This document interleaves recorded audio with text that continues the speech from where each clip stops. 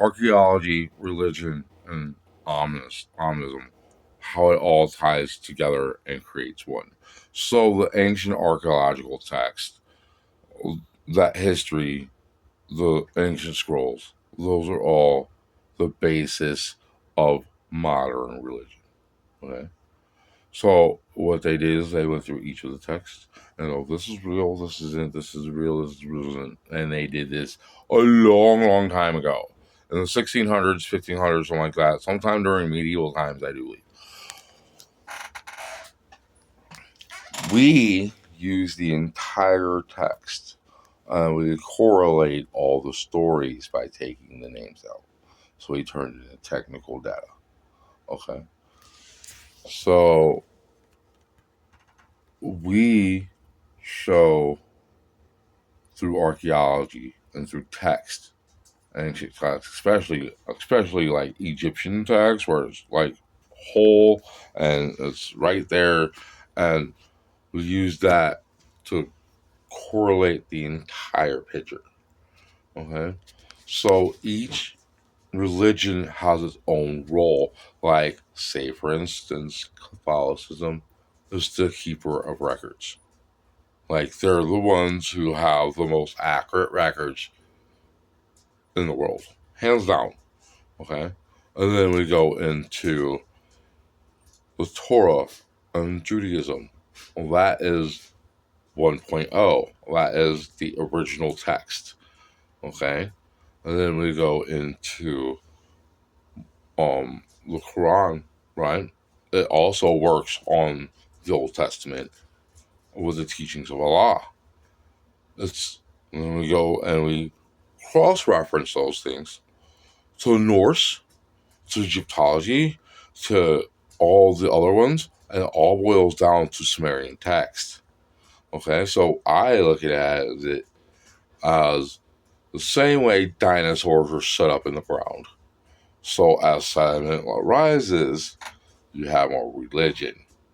You get what I'm saying? So you correlate them in order by date, and then you're able to pull little pieces out that you don't normally see.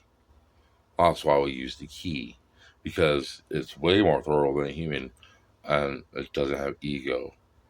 You have to strip ego away to see God. Okay, simple as that. So, using the text, we prove to religion that you have it right, but because of ego, you couldn't see the whole picture, and how each religion is a file record of God, of different subject matters. Especially when you get into the crazy ones like Hindu, Buddhism, Taoism.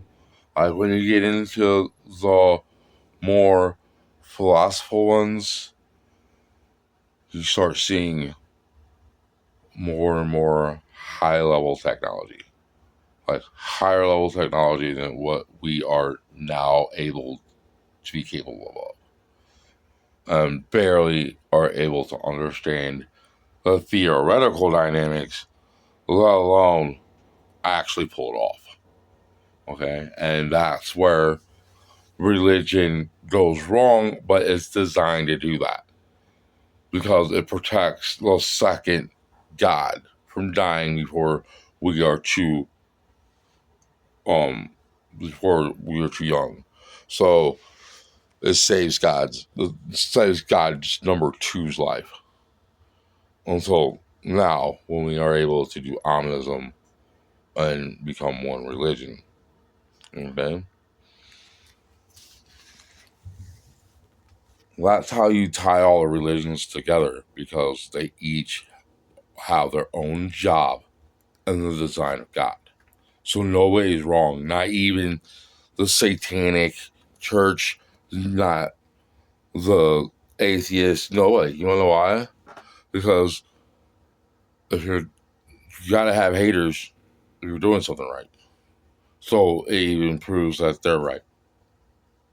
Omnism is the religious religion, and that's how we prove that all the religions are right because they all play a role in God's great design.